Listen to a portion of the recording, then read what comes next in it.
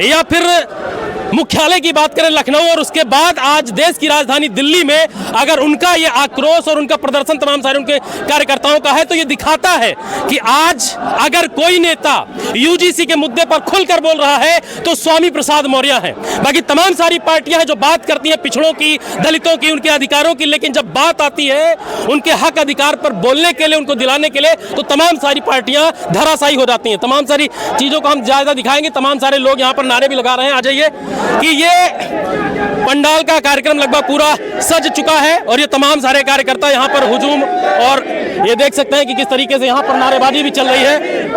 ये क्या कहेंगे, क्या कहेंगे? जो है जंतर मंतर के इस परिसर में अपनी जनता पार्टी के राष्ट्रीय अध्यक्ष माननीय स्वामी प्रसाद मौर्य जी के आह्वान पे यूजीसी बिल के समर्थन में हम समस्त देशवासियों की उपस्थिति हुई है।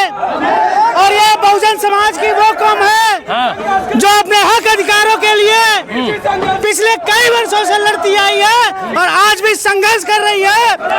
एक ऐसा बिल इस सरकार के द्वारा लाया जाता है और सिर्फ लाके इस बहुजन समाज को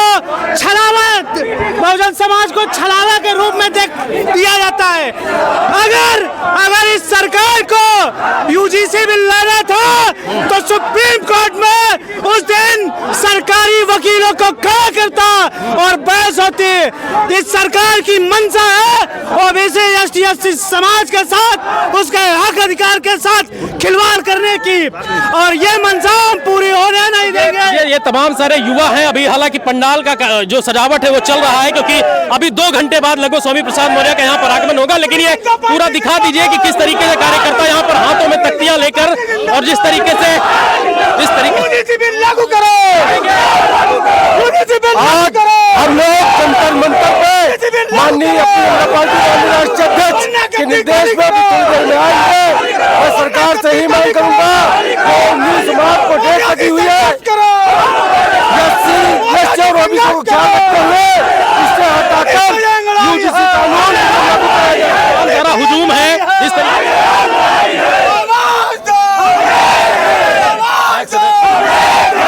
जनता पार्टी जिंदाबाद, जिंदाबाद, जिंदाबाद, मौर्य जिंदाबाद, जिंदाबाद, जिंदाबाद, लागू करो, लागू करो, लागू करो, लागू करो, वरना गद्दी खाली करो, खाली करो, खाली करो, वरना गद्दी खाली करो, खाली करो, खाली करो। तो ये युवाओं का, कार्यकर्ताओं का तमाम सारा जोश है। जिस तरीके से आपको बता दें कि अभी कार्यक्रम में 1.5 से 2 घंटे का समय है, लेकिन एक सवाल है मेरा, तमाम सारे यहाँ पर कार्यकर्ता हैं, तमाम सारे पदाधिकारी, क्या कहेंगे? तमाम सारी पार्टियां दावे करती हैं और कहती हैं कि हम उनके अधिकारों के लिए लड़ेंगे, लेकिन यूजीसी का मुद्दा आता है तो सब धराशायी हो जाते हैं। जी बिल्कुल, हम तो कहते हैं कि इस प्रदेश की, उत्तर प्रदेश की जो पार्टियां हैं जो कहती हैं कि हम एससी एसटी और ओबीसी की पार्टियां हैं, इन पार्टियों ने आज यूजीसी बिल पर ये बिल्कुल चुप बैठे हुए हैं। यूजीसी का बिल जब आता है एससी एसटी ओबीसी के और महिलाओं के लिए, दिव्यांगजनों के लिए, तो ये पार्टियां चुप बैठी हुई हैं। ये 10% के जो लोग हैं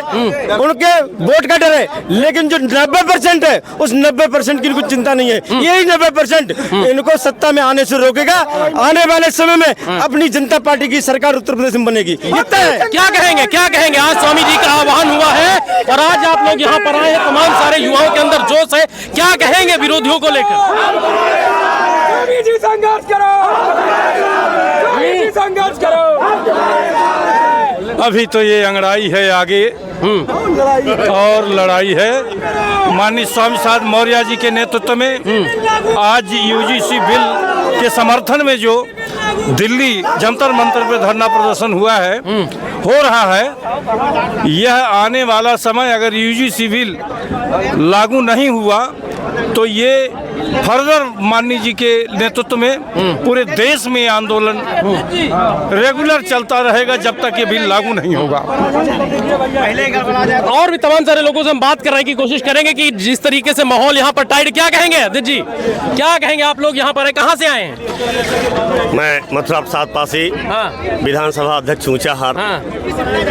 आज हमारे राष्ट्रीय अध्यक्ष श्री स्वामी प्रसाद मौर्य जी के आह्वान पर जो अपनी जनता पार्टी के राष्ट्रीय अध्यक्ष हैं, जो इस सरकार का जो दोहरा रवैया आया यूजीसी बिल, यूजीसी बिल का मतलब सरकार ने एक लोगों के बीच में खंजर झोंकने का जैसा काम किया है।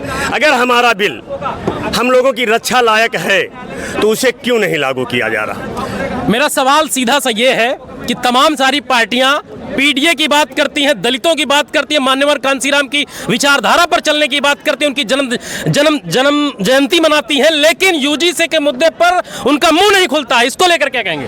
ये वही लोग हैं जब मान्यवर कांसीराम साहब की जयंती मनाई जाती थी तो जयंती मनाने से परहेज करते थे, और ये वही लोग हैं मान्यवर कांसीराम जी के नाम पर जब कभी बहुजन समाज पार्टी की जो सरकार बनी थी उसका नेतृत्व हमारे राष्ट्रीय अध्यक्ष श्री स्वामी प्रसाद मौर्य के द्वारा किया गया था, तो मान्यवर कांसीराम के जी के नाम से जिले का नाम रखा गया। ये वही पार्टियां जिला बदलने का काम किया। रही बात आपने कहा पीडीए की, तो पीडीए मैं ये नहीं समझ पा रहा हूं कि कौन सा पीडीए है।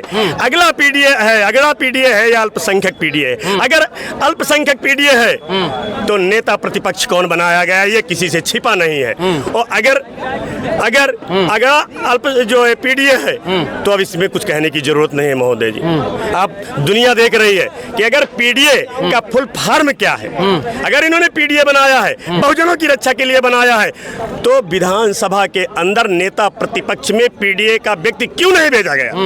मैं उनसे सवाल करता हूं। तो इसलिए ये इनका पीडीए दिखावा है और मान्यवर कांसीराम साहब की जयंती मनाना इनकी एक मजबूरी है और कुछ नहीं है महोदय जी।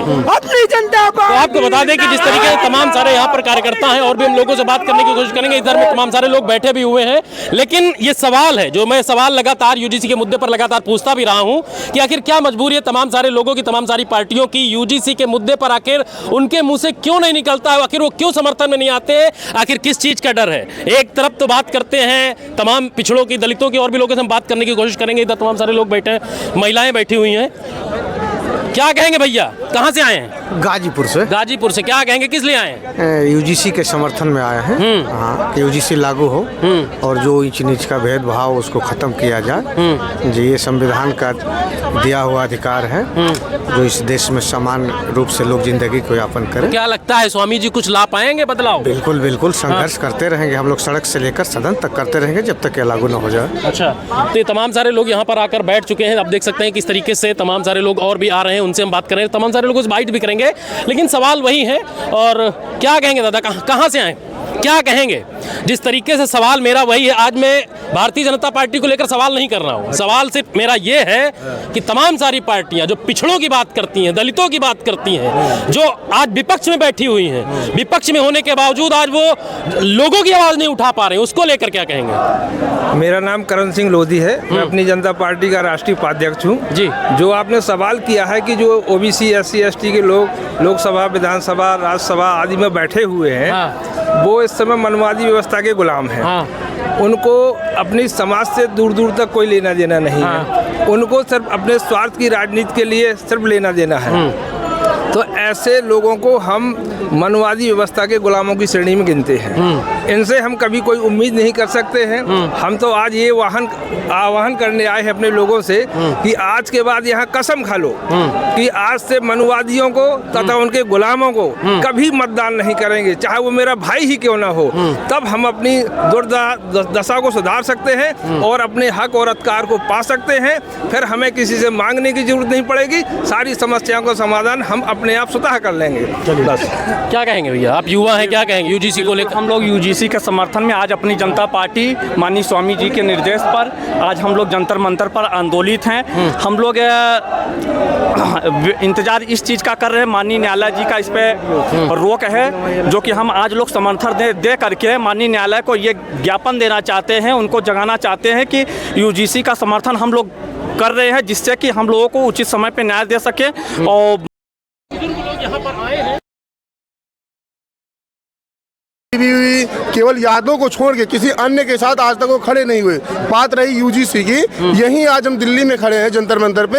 यहीं का एक विश्वविद्यालय है महावीर मेडिकल कॉलेज, जहां पर 2012 में ये 2012 में वहां के मेडिकल के छात्रों को एक विशेष जाति के लोगों को बार बार फेल किया गया एक ही पेपर में। जब हाईकोर्ट ने आदेश किया, हाईकोर्ट की निगरानी में पेपर हुआ, तो उन छात्रों छात्रों को 35 छात्रों को पास किया गया और उसके बाद 10 लाख रुपए की पेनाल्टी उन प्रोफेसरों के ऊपर लगाई गई जो बार बार उन बच्चों को फेल कर रहे थे। तो यूजीसी इसलिए भी जरूरी है कि जो भेदभाव, जातीय भेदभाव करते आ रहे हैं ये लोग, कुछ लोग मुट्ठी भर लोग, उनके लिए भी ये जरूरी है। तभी हमारे बच्चे उस मुकाम तक पहुंच पाएंगे। और ये यूजीसी सुप्रीम अदालत के निर्देशों पे लागू हुआ, हाई कोर्ट की निगरानी में लागू हुआ है। और बनाने वाले भी तो वही प्रोफेसर हैं। उनके अंदर जो निरपक्षता थी उन्होंने दर्शाया है। लेकिन आज जो है यही भारतीय जनता पार्टी, कुछ मुट्ठी भर लोग विरोध करवा रहे हैं, लेकिन विपक्षी तमाम सारी पार्टियां जो भाजपा के खिलाफ या सत्ता के तमाम सारे मुद्दों पर बोलती है, शंकराचार्य के मुद्दों पर बोलती है, यूजीसी के मुद्दे पर नहीं बोलती है। जो सरकारें इस देश में मनुवाद के पोषक हैं, वो क्यों बोलेंगे? जहां इस देश में ऊंच नीच भेदभाव हो रहा है और वो उसके पोषक हैं, तो ऐसे लोग क्यों बोलेंगे? लेकिन आज इस देश में तमाम संविधान को मानने वाले 85% लोग हैं जो ऐसे लोगों को उनका ईंट से ईंट बजाने के लिए तैयार हैं। आज आप देख रहे हैं कि यहाँ पर दिल्ली में दूर दूर से, प्रदेश के कोने कोने से नौजवान एक आवाज पे स्वयं चल के आए हैं और उसका विरोध करने के लिए, क्योंकि भारतीय संविधान के तहत सुप्रीम कोर्ट की सुनवाई भी है, हमारी मंशा है और हम उस संविधान पे भरोसा करने वाले लोग हैं। तो हम उम्मीद करते हैं कि हमको सुप्रीम कोर्ट न्याय देगा और ये उच्च संस्थाओं में पढ़ रहे ओबीसी, एससी, एसटी, ओबीसी के गरीब दलितों वंचितों के बच्चों को न्याय मिलेगा। इसलिए हम यूजीसी के समर्थन में अपनी जनता पार्टी के माध्यम से माननीय राष्ट्रीय अध्यक्ष माननीय स्वामी प्रसाद मौर्य जी के निर्देशानुसार हम आज जंतर मंतर में ये अपनी बात रखने आए हैं। चलिए, क्या कह रहे हैं?